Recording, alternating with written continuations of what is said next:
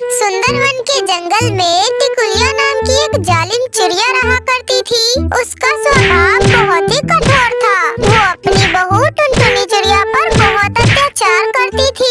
एक दिन टुनटुनी चिड़िया खाना बनाती है और अपनी सास टिकुलिया को खाने के लिए देती है। जैसे ही टिकुलिया खाना खाती है, वो गुस्से से चिल्लाने लगती है, अरे ओ करमजली, ये तूने कैसा खाना बनाया है? इसमें तो नमक ही नहीं है। वो माँ जी मैं गलती से नमक डालना ही भूल गई। मैं अभी लाकर नमक डाल देती हूँ। इसकी कोई जरूरत नहीं, जा जाकर दूसरा खाना बना ला। माँ जी, आप ये क्या कह रही है? मैं खाना फिर से बनाऊं? और ये इतना सारा खाना जो बना हुआ है, इसका क्या होगा? मैं इसे फेंक दूं? आपको तो पता है ना माँ जी कि अन्न का अपमान नहीं करना चाहिए। अरे तुझसे किसने कहा कि ये बिना नमक वाला खाना फेंक दे? अब ये बिना नमक वाला खाना तू खाएगी, समझी?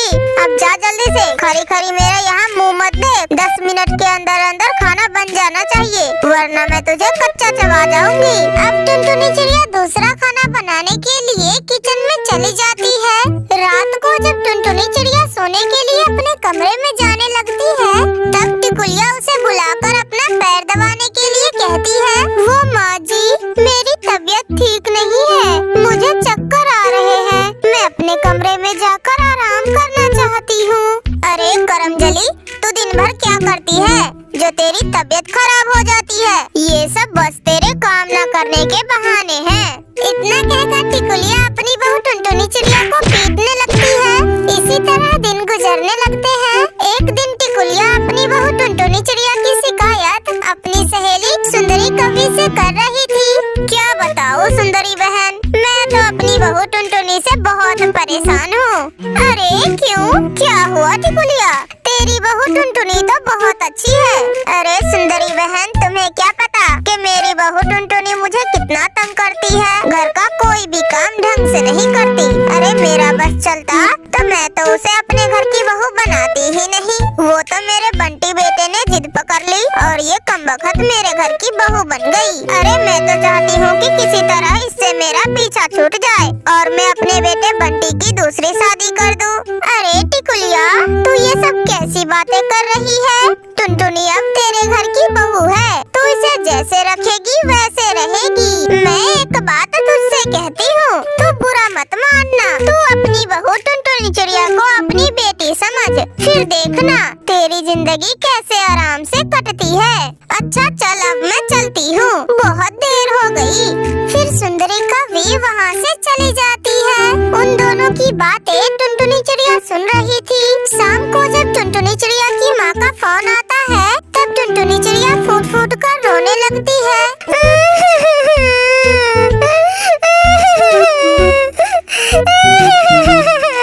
अरे बिटिया, क्या हुआ? तू क्यों इतना रोए जा रही है? तेरी सास ने तुझसे कुछ कहा क्या? नहीं माँ, मेरी सास बहुत अच्छी है, वो मुझसे बहुत प्यार करती है। वो मुझे आपकी याद आ गई थी, इसलिए मुझे रोना आ गया। ठीक है बिटिया, तू कहे तो मैं तेरे भैया को तुझे लेने भेज दूँ। कुछ दिनों बाद टुनटुनी चिड़िया अपने मायके चली जाती है। टुनटुनी चिड़िया के मायके चले जाने के बाद टिकुलिया पर घर का सारा बोझ आ जाता है। वो घर का सारा काम करते करते थक जाती है। तब टिकुलिया को अपनी गलती का एहसास होता है। हे भगवान, मैं अपनी बहू पर कितना अत्याचार करती थी। वो दिन भर सारा काम करती थी, लेकिन हर समय मैं उस पे बेवजह गुस्सा करती थी। मैं अपनी गलती को सुधारूंगी और अपनी बहू को वापस अपने घर बुलाऊंगी। शाम को जब बंटी कबूतर घर आता है, तब टिकुलिया अपने बेटे बंटी से कहती है, बंटी बेटा, टुनटुनी बहू को मायके गए हुए काफी दिन हो गए, तू जा जल्दी से उसे वापस अपने घर ले आ। बहू के बिना ये घर बहुत सुना सुना लग रहा है।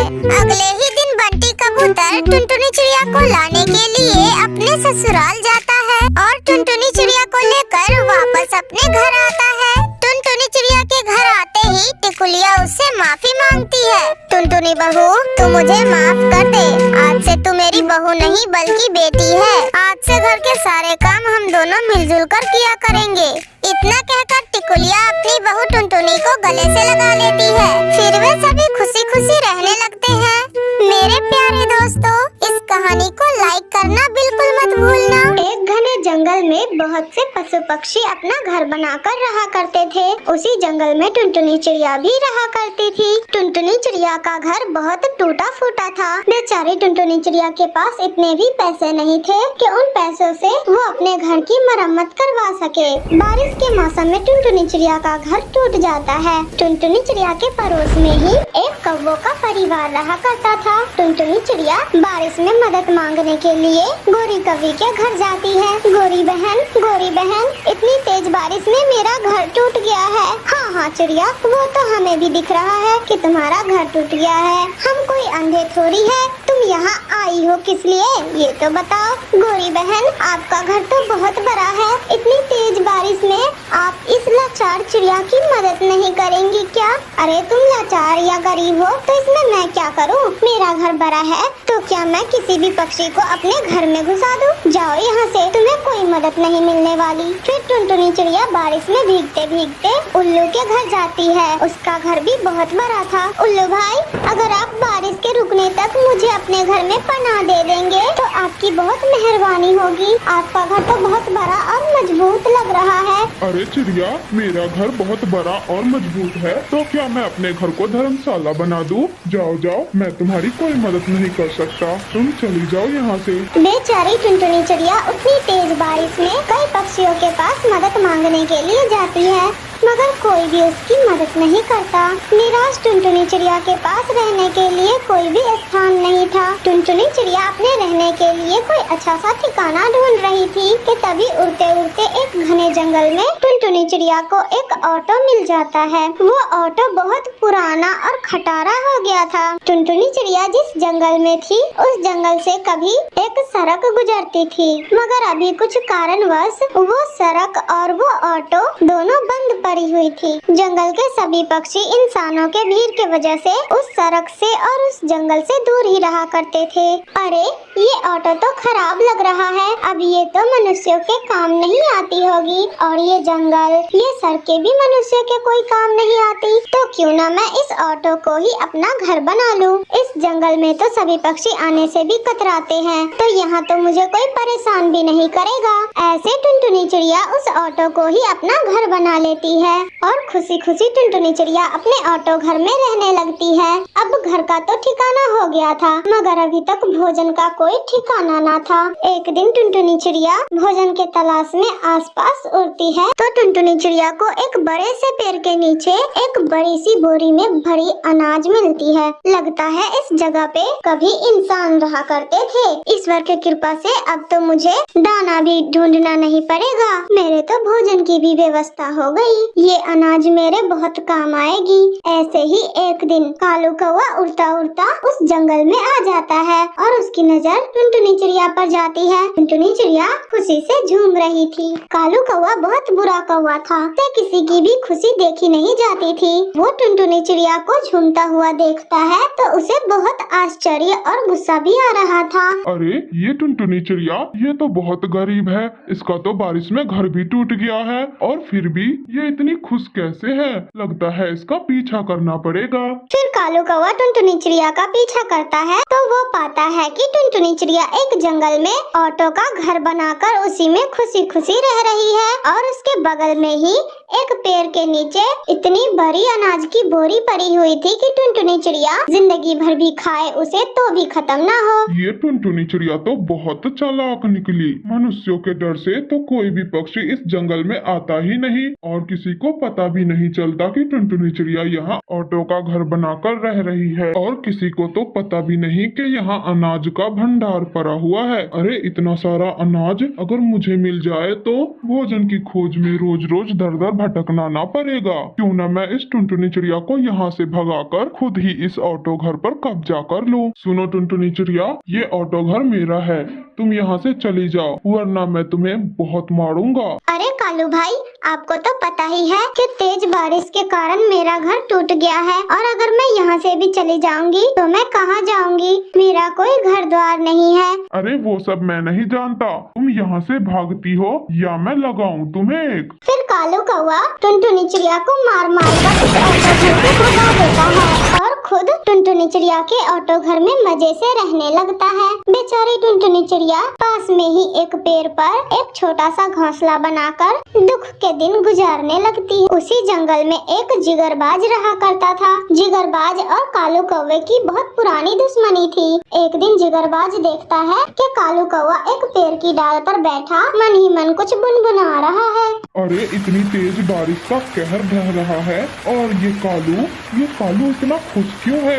अभी तो जितने भी पक्षी है उन सभी को अपने भोजन की व्यवस्था को लेकर बहुत सब चिंतित है और ये बेवकूफ कालू कौवा इतना खुश क्यों है? मुझे इसका पता लगाना होगा कि आखिर मांजरा क्या है। ये बेवकूफ कालू कौवा आखिर खिचड़ी क्या पका रहा है? फिर वो जिगरबाज कालू कौवा का पीछा करता है तो उसको भी पता चल जाता है कि कालू कौवा एक ऑटो घर में रह रहा है। जिगरबाज को ये भी पता चल जाता है कि वहाँ पे अनाज का भंडार भी पड़ा हुआ है। वो देखकर तो जिगरबाज लालच में पड़ जाता है। ओह अच्छा, तो ये बात है, कालू कौवे के हाथ ये अनाज का भंडार लगा हुआ है। अरे इतना अनाज तो कालू कौवा जीवन भर भी खाएगा तो भी खत्म नहीं हो पाएगा। क्यों ना इस ऑटो घर और अनाज पर मैं ही कब्जा कर लूं और इस कालू कौवे को मार मार कर यहाँ से भगा दूं। ओए कालू कौवे, तुम यहाँ से भाग जाओ, ये घर आज से मेरा है। तुम यहाँ से चुपचाप चले जाओ, नहीं तो मैं तुम्हें मार मार कर भरता बना दूंगा।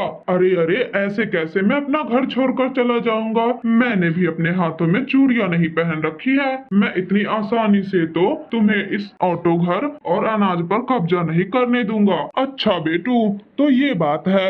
ऐसा कहते हुए वो दोनों लड़ पड़े और लड़ते लड़ते वो दोनों घायल हो गए और आखिरकार वो दोनों मर गए। टुनटुनी चिड़िया दूर पेड़ पर बैठी ये सब मांजरा देख रही थी और उन दोनों को ऑटो के पास मृत पड़े हुए देखकर अफसोस मना रही थी। देखा दोस्तों, लालच बुरी बला है।